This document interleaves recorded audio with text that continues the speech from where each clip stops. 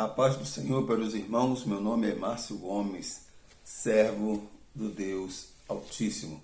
Eu gostaria de compartilhar com os irmãos um texto que fica em Isaías, capítulo de número 9, versículo de número 6. Nós estamos aí numa festividade de Natal, comemorando aí, escolhemos esse dia, né? Na verdade, ninguém sabe, os historiadores não conseguem aí determinar o dia correto, né?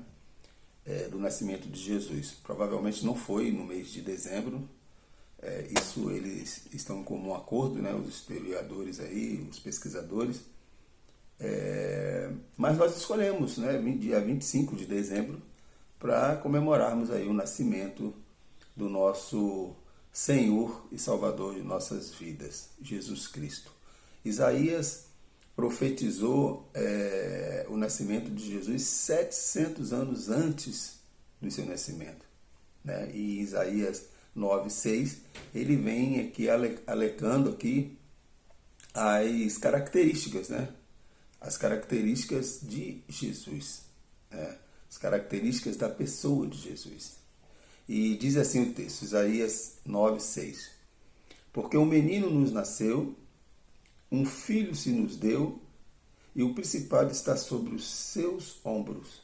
E se chamará o seu nome, Maravilhoso, Conselheiro, Deus Forte, Pai da Eternidade, Príncipe da Paz. Maravilhoso, Conselheiro, Deus Forte, Pai da Eternidade, Príncipe da Paz. Algumas traduções vão colocar maravilhoso, conselheiro junto, sem a vírgula. Na minha tradução aqui está maravilhoso, vírgula, conselheiro, Deus forte, Pai da eternidade. Mas são discussões, no meu ver, que não tem necessidade, né? Com vírgula ou sem vírgula, ele vai continuar sendo maravilhoso e continuar sendo conselheiro. Isso é que Jesus é, nosso maravilhoso conselheiro. O que é maravilhoso? É aquilo que causa admiração, né? É aquilo que faz coisas, aquele que faz coisas maravilhosas, né? Que nos traz aí admiração profunda. Por isso ele é um maravilhoso conselheiro, aquele que aconselha, aquele que nos guia, aquele que nos direciona. Vamos lá. O texto de Isaías 9:6, meus irmãos, ele começa com porque um menino nos nasceu e um filho se nos deu. Em João 3:16, nós vemos o verdadeiro significado do Natal. João 3:16, para mim, ali é muito claro qual é esse significado do Natal.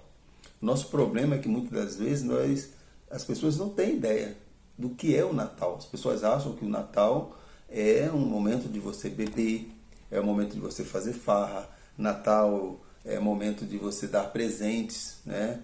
É o momento de você ser generoso com as pessoas. Natal é um momento de confraternização com a família, com os amigos.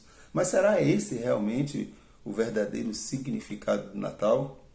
Será que também é uma reflexão que podemos fazer que esses comportamentos, né, tirando a bebedeira, né, tirando as farras, né, com bebedice, que acontece muito, mas o ato de confraternizar com os amigos, de estar juntos, né, de dar presentes, de cuidar do outro, será que esses sentimentos, esses comportamentos, eles se continuam no decorrer do ano?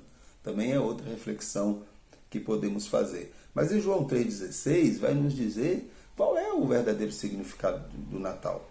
João 3,16 diz que Deus amou o mundo de tal maneira que deu seu Filho unigênito para que todo aquele que nele crer não pereça, mas tem a vida eterna. Meus irmãos, lá em Romanos 3,23 diz que todos pecaram e destituídos estão da glória de Deus. Por isso houve a necessidade de um Redentor, Jesus Cristo. Então Deus, na sua infinita misericórdia, Ele nos resgatou do pecado e da morte. Morte essa que foi adquirida consequência da desobediência de Adão e Eva. Foi o pecado original que nos deu essa essa natureza pecaminosa, né?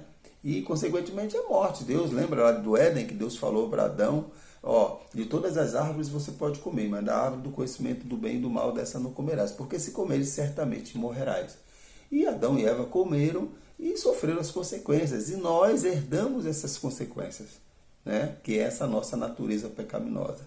É essa natureza de querer andar na contramão de Deus, de querer andar fora dos desígnios de Deus, dos propósitos de Deus para a vida do homem, que era de viver em comunhão com Ele, como acontecia lá no início, no Éden. Mas Deus, ele criou o homem com liberdade de escolhas. A gente vê isso claramente em Gênesis, a gente vê isso claramente em toda a Escritura. O homem fazendo escolhas erradas e, por conta das suas escolhas, sofrendo as consequências. Adão e Eva fizeram as suas escolhas. Deus deu essa condição a eles de fazerem escolhas. Ó, você pode comer de tudo, mas daqui você não comerás. Então, se você comer, você sabe o que vai acontecer, né? Você vai morrer. E todos os dias Deus fala para nós, Deus nos conduz, Deus nos direciona, Deus nos diz o caminho a seguir, né? A palavra de Deus é o nosso manual de regra e fé. Nós falamos muito isso. Por que manual? Porque é a Bíblia que nos conduz, é a palavra de Deus que nos direciona, né? E nos direciona o quê? A glorificar sempre o nome do Senhor, a viver sempre buscando uma santidade, buscando uma mortificação. Eu sempre falo isso, né? Uma mortificação do velho homem e um revestimento de um novo homem. Então, o verdadeiro sentido do Natal é amar. Deus, ele nos amou de tal maneira que não olhou para os nossos pecados. Ele puniu o homem e logo em seguida ele providenciou um escape. Ele providenciou uma maneira do homem se livrar, né, da condenação da morte eterna e entregou o seu Filho para que eu e você tivéssemos acesso. A Bíblia diz que quando Jesus morreu, o véu se rasgou. A partir daí nós passamos a ter acesso ao Pai. A partir daí nós passamos a ter essa possibilidade de nos comunicarmos diretamente ao Pai, através do seu Filho. A Bíblia diz que há um só intercessor entre Deus e os homens, Jesus Cristo, aquele que se fez homem. Então, se fez homem. Natal é amor. Por isso que em Mateus 22, versículo 27 e 39, diz assim, ó: ame o Senhor, o seu Deus, de todo o seu coração, de toda a sua alma e de todo o seu entendimento. Disse Jesus, este é o primeiro e maior mandamento. E o segundo é semelhante a esse: ame ao seu próximo como a si mesmo. Ó, o amor. O significado do Natal é isso, é amar o Senhor, seu Deus, sobre todas as coisas, e ao seu próximo como a ti mesmo. E o que é amar o Senhor, seu Deus, sobre todas as coisas? É obedecer a sua palavra, é viver de acordo com a sua palavra, de acordo com o nosso manual de regra e fé, que é a palavra de Deus. Jesus, ele é o nosso maravilhoso conselheiro, que guia a vida de todos que creem nele. A palavra hebraica traduzida aqui para conselheiro, meus irmãos, no contexto de Isaías, indica aquele que determina, que peleja e que executa um propósito. Então Jesus, ele executou o propósito, ele que nos conduz, ele é que determina, ele é que planeja, ele é que executa a possibilidade de salvação para nós. A salvação sempre partiu de Deus. É Jesus que faz isso. Esse propósito, essa missão foi dada a Jesus. Então ele determina, ele planeja, ele executa esse propósito. Propósito de resgatar a humanidade através do amor. O amor é a base de todas as coisas. O amor é a base da obediência a Deus. Quando nós amamos a Deus, nós obedecemos a sua palavra. Jesus nos amou de tal maneira que se entregou a si mesmo voluntariamente para morrer por mim e por você. Ele foi a propiciação pelos nossos pecados, ou seja, ele pagou por nossos pecados. Ele pagou uma dívida que nós tínhamos, mas não é porque você merecia ou eu merecia, não. Porque a Bíblia diz que pela graça sois salvos. Isso não vem de vós, é dom de Deus, não pelas obras, para que ninguém se glorie. Então ele foi lá e foi a propiciação. Ele pagou, ele foi o penhor dos nossos pecados. Do meu e do seu pecado. Porque nós merecíamos até então a morte. Mas Jesus, na sua infinita misericórdia, né, se entregou para que eu e você tivéssemos a vida eterna. E Jesus, meus irmãos, ele é esse nosso maravilhoso conselheiro. Ele é que nos aconselha, ele é que nos conduz. É por isso que tem um texto na Bíblia, tem um texto que eu não me lembro agora, é o capítulo, né? Não me lembro, que Jesus diz que nós, quando quisermos falarmos assim, conversarmos com o Pai, nós precisamos entrar no nosso quarto, né? Fechar a porta e ali falar com Ele, que Ele, aquele que vê tudo em secreto, Ele há de nos ouvir e responder às nossas orações. Então, quando você quiser falar com esse maravilhoso conselheiro, nós temos que nos falar com ele em particular. Isso é muito importante. Às vezes nós queremos confiar nas pessoas. A Bíblia diz que maldito o homem que confia no homem. É muito difícil você confiar no ser humano. Então você deve sempre confiar em Deus. Ele jamais vai te confundir. Ele jamais vai te julgar. Ele jamais vai sair por aí, né, te defamando, falando mal de você. Então, procure esse maravilhoso conselheiro. Conte para ele quais são os seus pecados, quais são as suas angústias, quais são as suas dificuldades, porque ele é a plenitude do amor. Ele nos ama, ele ama você, ele me ama. Por isso é que ele diz, ó, vai, fecha o teu quarto, entra dentro do seu quarto, ore, fale com ele em secreto, conte para ele as suas necessidades. Então Jesus, meus irmãos, ele nos aconselha todos os dias a crermos em sua palavra, nos mostrando o caminho que nos conduz à vida eterna. Eu sou o caminho, lá em João 14,6, disse Jesus, a verdade e a vida, e ninguém vem ao Pai se não for por mim, se não for por Cristo. Lá em João 5,24 diz assim, ó, eu asseguro, quem ouve a minha palavra, isso Jesus falando, e crer naquele que me enviou, tem a vida eterna.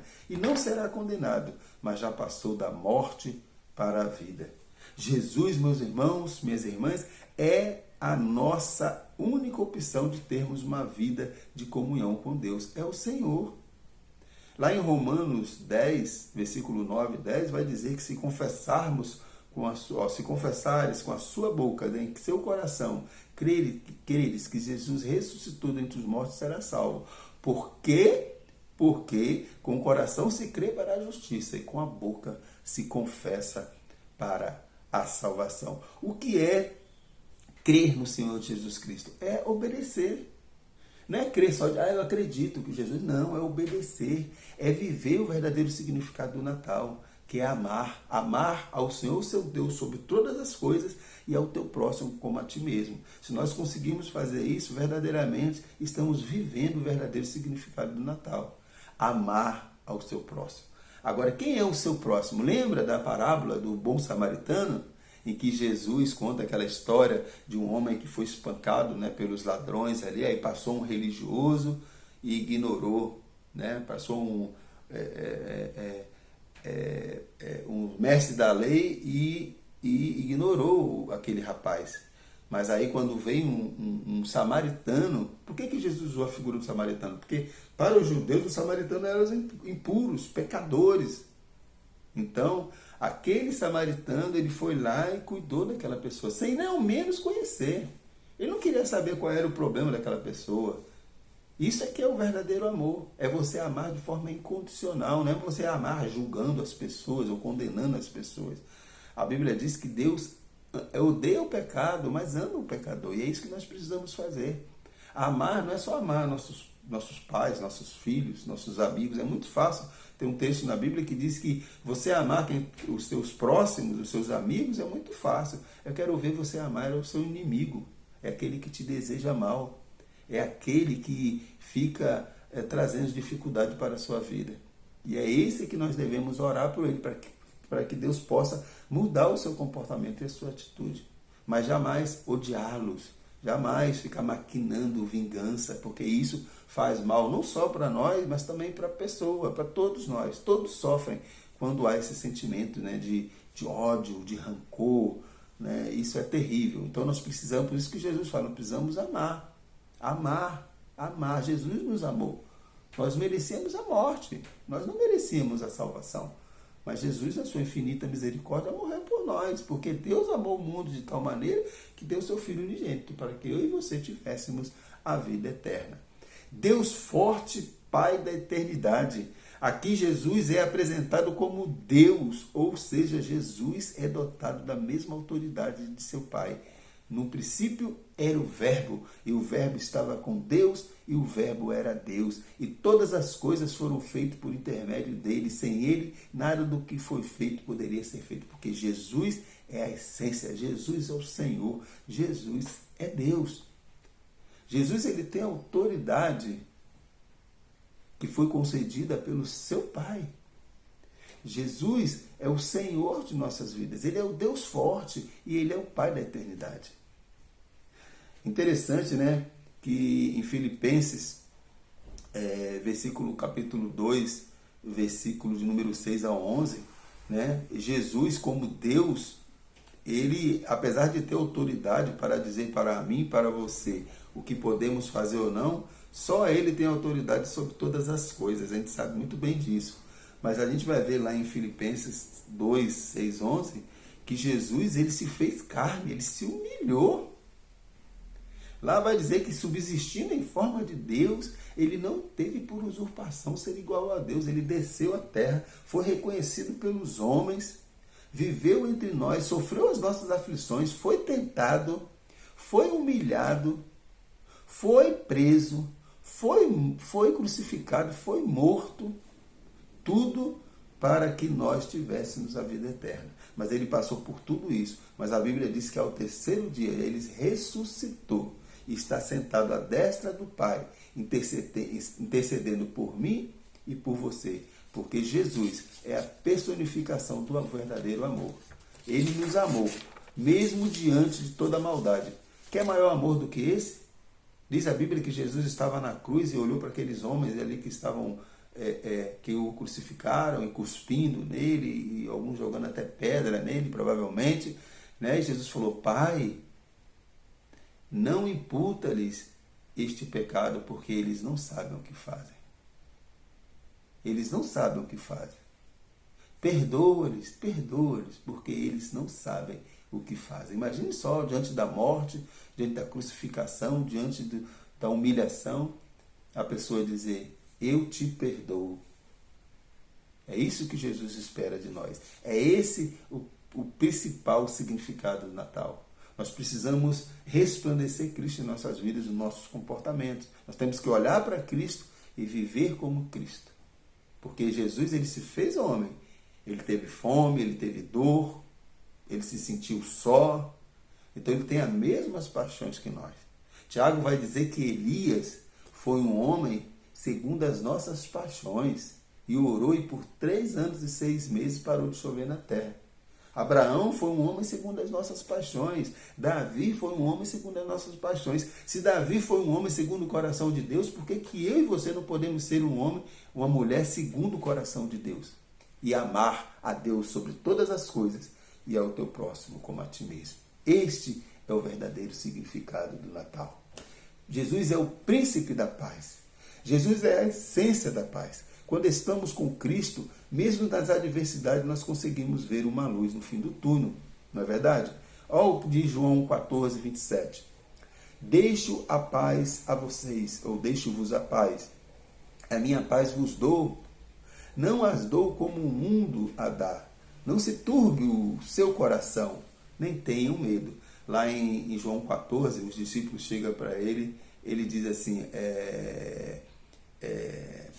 não se turbe o vosso coração. Alguns dos discípulos começam a perguntar onde que eles iam ficar, como seria. Aí Jesus diz: eu estou convosco. Né? Aí ele chega aqui no versículo 27, ele diz: deixo-vos a paz eu vos dou. Não vos dou como o mundo a dar. Né? Não se turbe o seu coração, nem tenham medo. Porque eu vou preparar lugar para vocês. E onde eu estiver, vocês estarão comigo.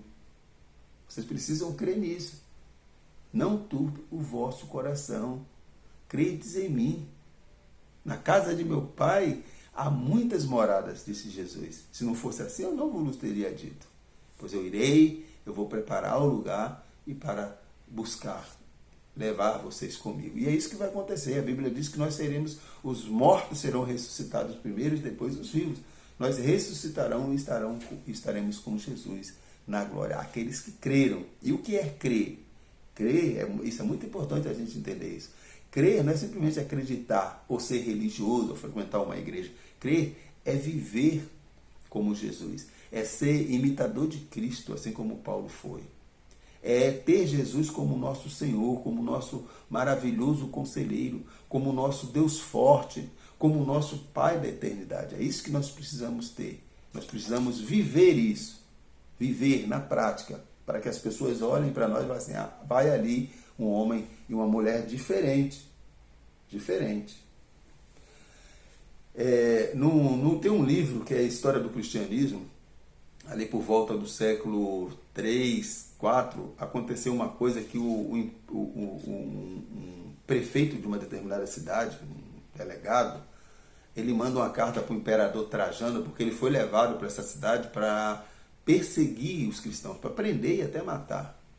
E ele escreve ao imperador Trajano dizendo assim, poxa, ele olhou o comportamento, esse povo aqui, eles se negam, eles não furtam, eles se negam a fazer acusações infames ou acusar alguém de uma forma mentirosa, né? Falso testemunho. Eles não cometem adultério, e ele foi relatando um monte de características daqueles cristãos que não tinha nada ali que poderia justificar a prisão ou a morte deles. Ele ficou admirado com a postura dos cristãos, mesmo sendo perseguidos, eles se mantinham numa postura, né, se negando a se contaminar com o mundo. Por isso que Paulo vai dizer lá em Romanos 12, 2, né, não vos conformeis com este mundo, mas transformai-vos pela renovação da vossa mente. E foi isso que o povo fez ali entre o século 3, 4, o povo sendo perseguido, e o povo mesmo assim se negando a cometer os pecados que eram comuns durante a sociedade. Né? E esse delegado, ele escreve ao imperador Trajano, assim, admirado com o comportamento desse povo. Será que alguém escreveria sobre eu e você, sobre nós, e diria essas mesmas características? E ficariam admirados com o nosso comportamento? Porque quem ama a Deus sobre todas as coisas, é o teu próximo como a ti mesmo, ele tem esse tipo de comportamento que o povo tem lá entre o terceiro e o quarto século. As pessoas ficarem admiradas e falarem, vai ali um servo, um cristão, uma pessoa que realmente não se contamina com este mundo. No Salmo de número 23, 4, diz assim, mesmo quando eu andar por um vale de treva e morte, não temerei perigo algum, pois tu estás comigo, a tua vara e o teu cajado me consolam. Porque ele é o nosso príncipe da paz, ele é o nosso protetor. Nós precisamos crer, o Salmo 23 é maravilhoso. O Senhor é o meu pastor e de nada terei falta. Ele me faz repousar em pastos verdejantes, refrigera a minha alma, guia-me pelas veredas da justiça por amor do seu nome. Ele nos guia, ele nos direciona. Paz não significa ausência de problema. Jesus nunca prometeu que não teríamos dificuldades. Na verdade, ele nos disse que teríamos tribulações. Lá em João 16, 23, ele vai dizer, tenho-vos dito isso para que em mim tenhas paz. No mundo tereis aflições, mas tem de bom ânimo, porque eu venci o mundo. A verdade, as pessoas acham que quando nós amamos a Deus sobre todas as coisas e ao nosso próximo como a nós mesmos, nós não vamos ter problemas. Vamos ter sim. O cristão, nós temos dificuldade. Nós sofremos todos os dias. É por isso que nós temos que matar um leão todos os dias em nossas vidas. Porque nós teremos aflições. Jesus falou. Mas da mesma forma que Jesus foi tentado, Jesus passou por aflições e venceu, nós também podemos vencer. Entretanto, também disse que se invocarmos Ele, nos daria a paz de Deus que excede todo entendimento. E essa paz, ela é diferenciada, porque não é uma paz é uma paz passageira, não. É uma paz que mesmo diante da adversidade, das lutas, nós repousamos e esperamos no Senhor. Filipenses 4, 6, 7 diz assim, ó, não andeis ansiosos por coisa alguma, antes sejam conhecidas as vossas petições em orações e ações de graça. E o Deus da paz, que excede todo entendimento, guardará a vossa mente, o vosso coração e a vossa mente em Cristo Jesus. Não andeis ansiosos. Buscai primeiro o reino de Deus e a sua justiça, e todas as coisas vos serão acrescentadas. Jesus é e deve sempre ser nosso conselheiro em todas e qualquer situação. Lá em Mateus, aquele texto que eu falei de Mateus, é Mateus 6,6, que ele diz assim, ó, mas quando você orar, vá para o seu quarto, feche a porta e ore ao seu pai, que está em secreto. Então seu pai, que vê em secreto, te recompensará. Então nós precisamos sempre consultar o nosso maravilhoso conselheiro. E qual é a aplicação para as nossas vidas? Meus irmãos, Jesus é o único que pode nos resgatar do lamaçal do pecado e nos dar a vida eterna.